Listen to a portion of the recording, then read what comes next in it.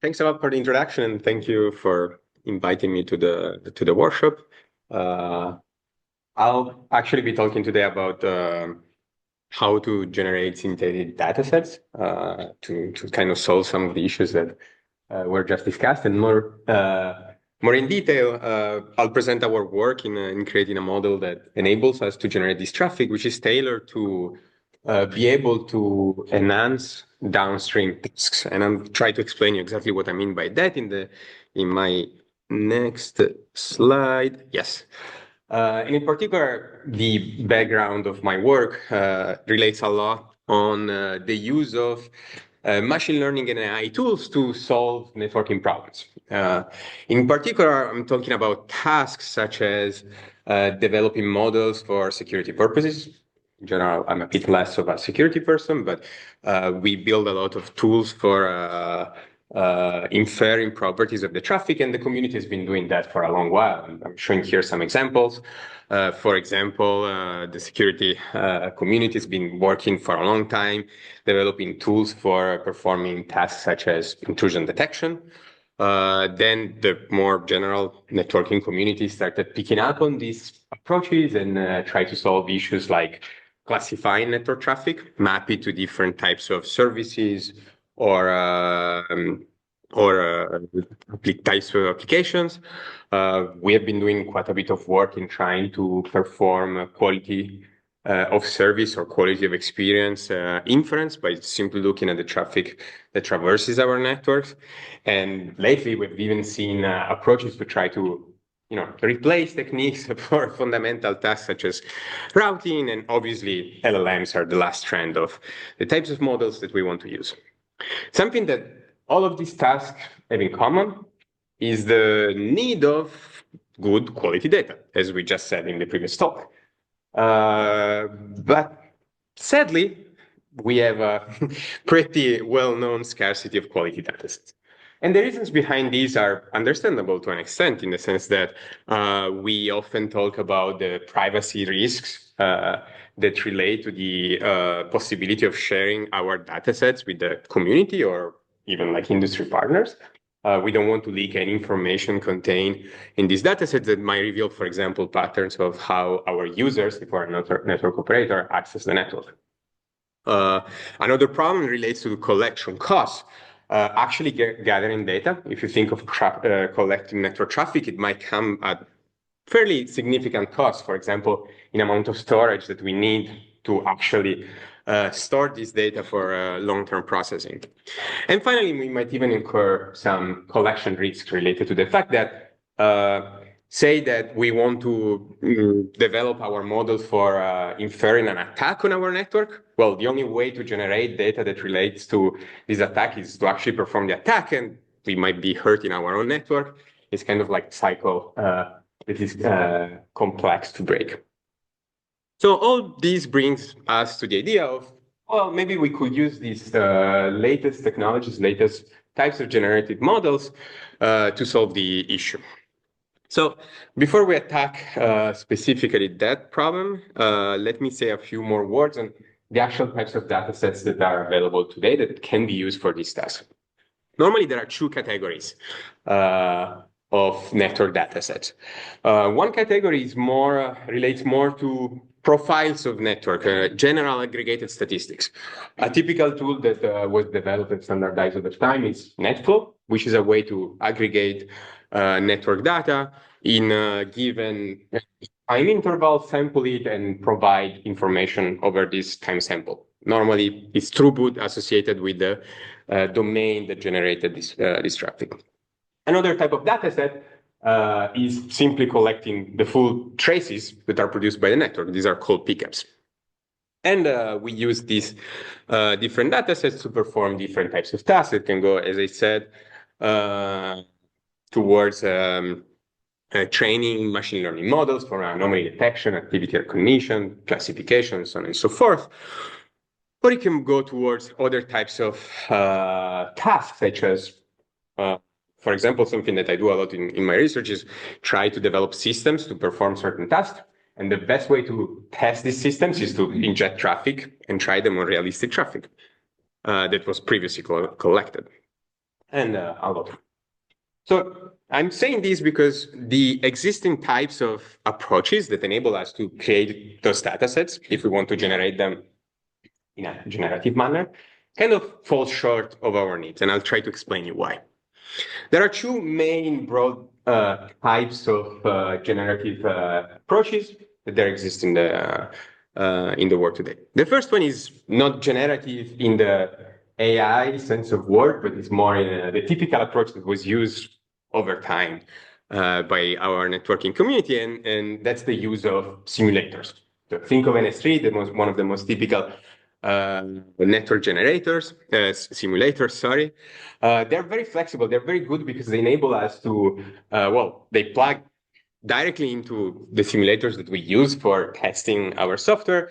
They're useful because they're very flexible in producing different types of parts of the network traces that we need. Think of their flexibility in both simulating the physical layer all the way to higher networking layers, IP, TCP, transport, TCP line, and so on. The problem with using simulators is very hard to kind of fine tune them to produce realistic traffic. It requires a lot of manual effort. Normally, we end up producing some probabilistic model that tries to capture the qualities that are the properties of the traffic, but ultimately falls short of a full correct representation. The second approach, and that relates more to the approach that we'll follow in this talk, is generative AI-based. And the main types of models that were presented in the last few years use a specific type of models that are called GAN, generative adversarial networks, which are very good at solving some of the issues of simulation, in particular in producing generative traces that introduce a lot of variation, which is good for us because we want to be able to represent a very large pool of realistic traces. They have high statistical resemblance to the real data, but they also have some limitations. In particular, they tend to be very coarse-grained, and I'll tell you a little bit more about that just after. And they are not very good at enabling us to actually have full control on how we generate these traces, which might produce a lot of problems with class coverage, producing the different classes of traffic that we might want. So let me give you a bit of an example. Obviously, there is one last branch that I'm not talking about, which is emulation. But emulation is simply collection of realistic traffic and then injection into the network. So I'm going to leave it for another time. I'm not going to be talking about that. So let me show you an example of what I mean by those limitations that I discussed about GANs. This is a simple task that we were performing using state-of-the-art GAN-based generators, called NetShare. And in particular, here we want to perform a network classification task. Classification in the sense that we want to map flows that we observe in the network to the applications that they belong to. So I see a trace passing on my network. I want to say, this is YouTube, this is Netflix, this is some other service. So a few things that we can observe from this table.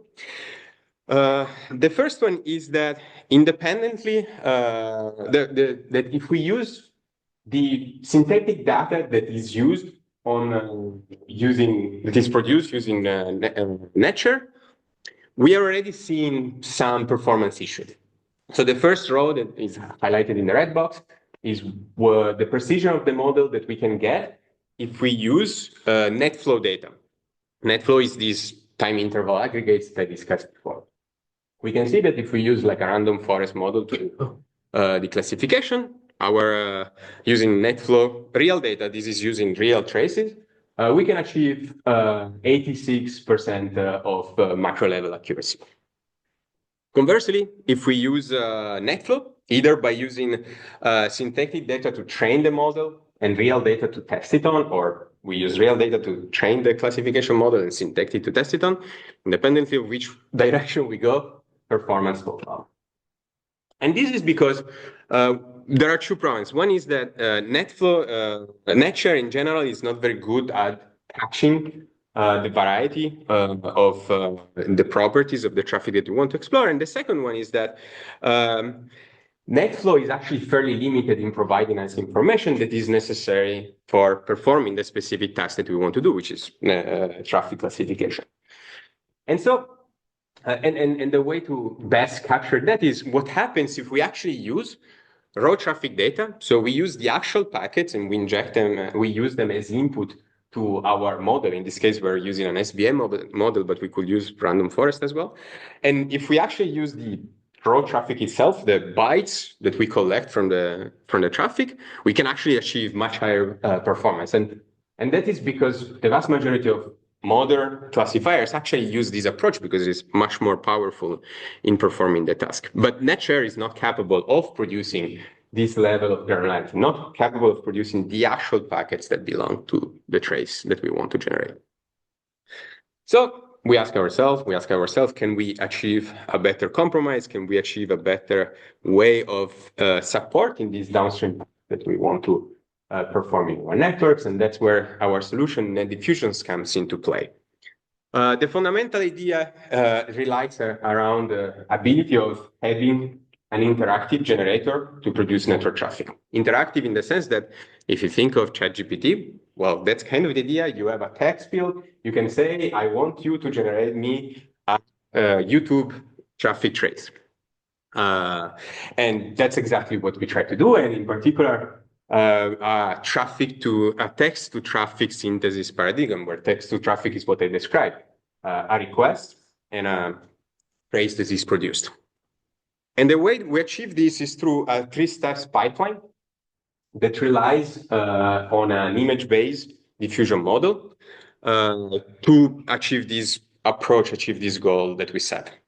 I'll give you some details on how we implemented NetDiffusion. The very first step concerns training, preparing an actual data set and preparing the data, represent the data that we want to generate to the model. And in particular, we applied a relatively simple but state-of-the-art way of converting traffic bytes into image representations. And in particular, we relied on a tool that is called mprint that converts network, like the fields in our packet, into zeros and ones and minus ones. 0 and 1 are simply the bits if they belong to the packet, if they're present in the packet. We use -1 to represent possible headers, possible fields that are not present. So simplest way of thinking of it is if I have UDP, the UDP header will be ones and zeros, and the TCP representation of the image will be all -1s, and vice versa. If it's TCP, it's the other way around. And this enables us to produce an image where the ones are represented using green colors, zeros are represented in red, and -1s are represented in gray. One question that you might ask, obviously, is why use an image representation? There are other models that might achieve a better way of representing the packets, but the trick is that there are a couple of reasons behind it. The first one is that text-to-image diffusion models enables us to capture very complex relationships that there exist in a sequence of packets. In particular, if you think of these packets as one packet per row, fundamentally, these image models are capable of capturing relationships that exist even in long sequences of packets, like something that might happen in the first packet in the top left of my image, and something that happens in the middle of the sequence of packets in this flow, somewhere in the middle of the image. These models are very good at capturing these relationships. And the second one is because these models enables us this prompt-based technique, we can actually solve the class imbalance problem that I was talking about before, and I'll come back to that.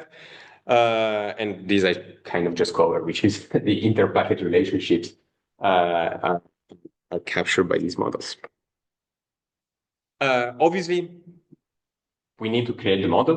We had 2 options to go for to create the model. One was training our own model from scratch, or just fine-tuning an existing model. And we decided to actually base our work on an existing pre-trained model based on something that is called LoRa and on a diffusion model 1.5. We actually updated recently to the latest version of a diffusion model. I'll talk more about the tool later. But the idea is that we use a pre-trained model because that provides us a number of properties. In particular, well, it saves us the cost of training a diffusion model. Diffusion models are very costly to produce, and they require a lot of data, a lot of real-world data. Conversely, if we use a pre-trained model, this model already will be able to have instincts, let's say, to capture the relationship that exists within an image. And on top of, it will enable us to just use a few traces, and we can think of it as more of something that applies to the context of few-shot learning, where we use just some tens or hundreds of traces to help the model understand the specific relationships that exist in this model. Obviously, there are a couple of tweaks that we have to make. The first one is the use of something that is called a control net, which is a way to constrain the generation of the images. Diffusion models tend to be very creative in how they interpret images. So we use a tool that is called control net to actually aid the generation. And I'm going to show you an example of how we do that just after. And the second one is, well, we need labels. We need a way to map text. So for example, as I mentioned before, we say, I want to create a type 0 Amazon Prime Video traffic, and we associate the label to a given traffic trace. So the controlled generation, what I was saying, it's basically the introduction of some constraints that like this. You can think of as boundaries of where the examples that we use for training will have the packets. So for example, here we have boundaries that are going to help the model understand that only certain packets will have payload in this portion of the trace. The actual headers field used will be, in this case, is TCP, as you can see in the image. So we'll help constrain the generation towards the specific type of trace that you want to generate. And then we'll produce an output that resembles closely the original trace that we'd use for training. Now, you won't be able to see it very well, but if you look closely at this picture, you'll see that the boundaries are actually not perfect. It's still an image. So we do apply some post-processing heuristic to make sure that certain rules that exist in the traffic are respected, and in particular, we apply some heuristics that relate to inter-packets rules. So for example, we know that the first 3 packets are the TCP handshake. So we make sure that the flags of the handshake are actually set properly, even though the generator might not always be able to capture these specific patterns. And also we apply some intra-packet rules. So for example, well, the checksum has to be calculated. It's not very interesting to try to make the model generate a checksum correctly. We can just calculate it based on the rest of the packet. I'll skip the example slide because I'm running a bit late. So what we use this model for, how did we evaluate whether it was working well? We perform mostly 2 tasks. The first one is actually try to show that we were generating realistic traffic that we could literally plug into Wireshark or TCP replay for our research or development. And something that turned out to be very interesting is that the produced traces resemble a lot existing traffic and comply to the rules, to the protocol constraints, as the title said, of the realistic traces, with some margin of improvement, because, for example, capturing perfectly sequence numbers over time of a TCP connection and ACKs and everything is kind of tricky, and so there were still like some red lines if you have used Wireshark in the past, saying like, oh, this is not fully correct.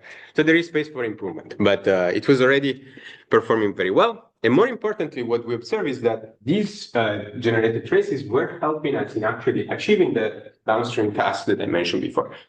So what I'm showing here is what happens if we train that traffic classification traffic classification model that I talked about at the beginning, the one mapping traffic to classes and services. And in particular, I'm showing three different models that are trained using different mixing rates of realistic or synthetic data.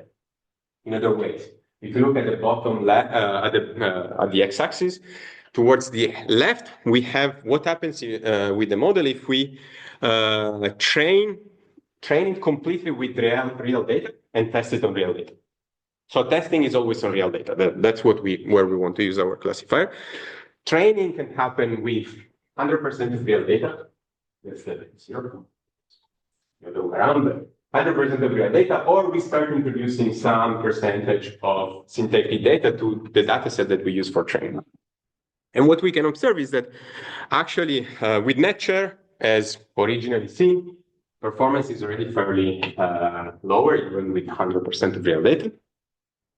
And the good thing is that we can actually approximate pretty much the same performance of our classification model if we add even a mix of 80% of synthetic data that we use for training and only use a few samples of realistic data to compensate for some impurities that, let's say, we have in the generative set. Now, I'll try to go a bit faster because I'm running out of time, but we also looked at how to solve the imbalance problem. So say that in our data set, we have very few Facebook video traces. We used it to show that we could improve substantially performance for these specific classes of services that we didn't have much traffic for because, well, we were compensating for the lack of introducing new generative data. But I want to take just a couple of minutes to tell you about a couple of directions that we're going to actually improve what I just presented. The first one is our NetDiffusion model is actually tailored to generate single flows.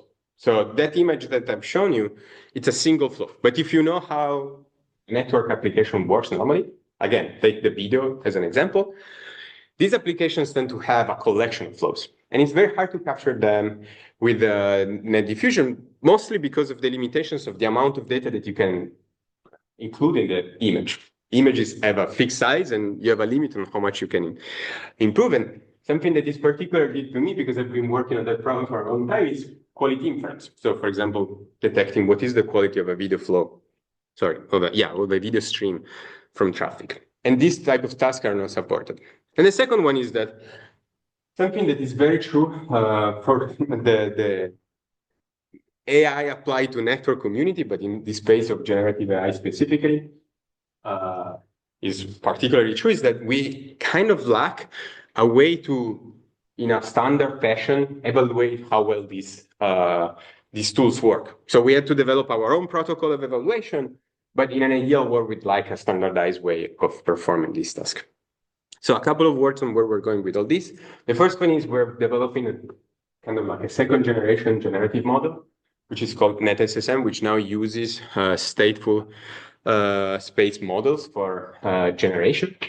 I don't have time to go into the details, but the idea is that we support multi-flow support. And we solve through that model the synthetic mix rate that I've shown before. Now the new model is the blue line, and even with 100% synthetic traffic, we can achieve the task that we want. And the second is that we can actually generate complex application data. So here is an example of distributions of segments of video that are being downloaded by the application as part of the trace that we're generating. So segments of video are a few seconds on video. We basically are replicating the application behavior fairly correctly. And the second is towards the standardized evaluation pipeline. We're working across two domains in particular. The first one is making sure that everything is open source. Actually, I give you the QR code. You can go to download NetDiffusion. NetSSM is coming if it gets accepted. But the idea is that we want to develop like a ways of benchmarking these tools as easily as possible to kind of foster the research around these tools. And the second one is I'm also trying to work on developing specific data sets that can help us, our community in particular. I've been working with the IT department at my university to get access to basically the entire campus traffic and use that to create custom datasets that might help us in evaluating different types of downstream tasks for these generative AI models. So with that, I'm going to conclude just a few takeaways. We are trying to shift the way that data generation happens, the type of tools and the way, the dynamics at which we perform this task. We move to text to traffic model for generating this. Our first generation used the diffusion model. Now we're moving to state space modeling. In the future, we also want to tackle problems such as actually including temporal information of these packets. Small catch, I didn't tell you. We do not generate timestamps with our generators. It's kind of hard to do that. So we want to integrate that into our models. Associate also application labels, in particular for something such as quality. I want to associate whether a flow that I'm generating is a good session for YouTube, a bad session, so on and so forth. And in finally, try to work on a hard problem, which is context transfer, which is be able to use this generator to generate traffic that does not mandatorily reflect the training data set that we have, but might reflect a different type of network where we want to later deploy our downstream that we want to. And with the QR code to the generator, NetDiffusion generator, I'm going to stop and take your questions.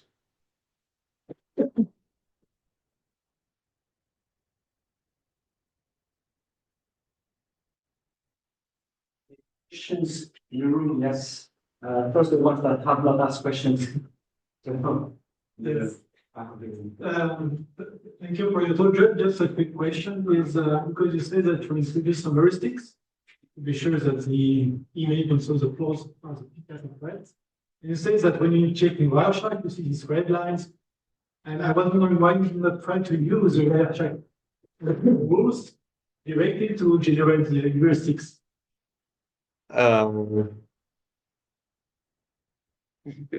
Because it's very time consuming and it was not the most relevant part of the work, I would say. It's very like that's more of an engineering issue of like just making sure that everything is in line. And a lot of times that red warning that appears in Wireshark might relate to simpler issues that are heuristic that are implemented in the code of Wireshark. But yeah, our heuristic base part of the pipeline is the weaker one. It's the one that we just put in place to hide it up. But yeah, it could be improved. And that's a nice way of doing it. Question actually about the simulators. In my experience, a lot of the issues of, for instance, pattern detection and so on are related to timing sequences. And I was wondering how accurate or how realistic are the timing sequences developed by simulators? Yeah, that's a good question because it relates very well to the temporal information of flows, that step that I put there. Actually, in our NetDiffusion generator, the way we introduce temporal information is kind of a posteriori in the sense that we just have distributions of packets from the original traces, and we sample from this distribution and associate it to the packet. That works if you just look at the profile of your distribution. That does not work if you think that network traffic is has very specific events that are rare but very important, and the average is not at all what is of interest to us to an extent. And that also answers the question of the generator, of the simulators, in the sense that these distributions tend to capture very well the average, and less the rare events and the things that might affect more, and particularly if I'm thinking of the downstream tasks that are interest me, that affect more. So for example, the relationships of the segments that are being downloaded. I'm not going to enter too much on how we detect the segments, but the distance between segments is more important to me than the distance between two packets in the flow itself. Now, I'm not a huge expert of simulators, to be fully honest, so I'm going to stick to that level of detail for the answer. Yes. Yeah, thank you.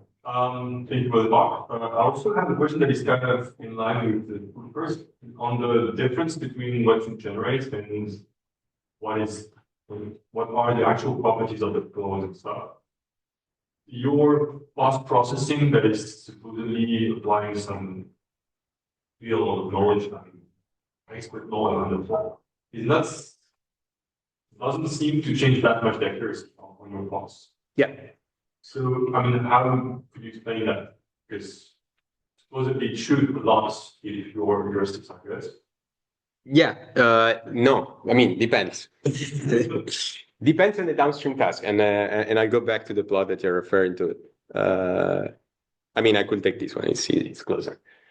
Yeah, so what you're talking about is the fact that, it's actually not here, I'll fix it here.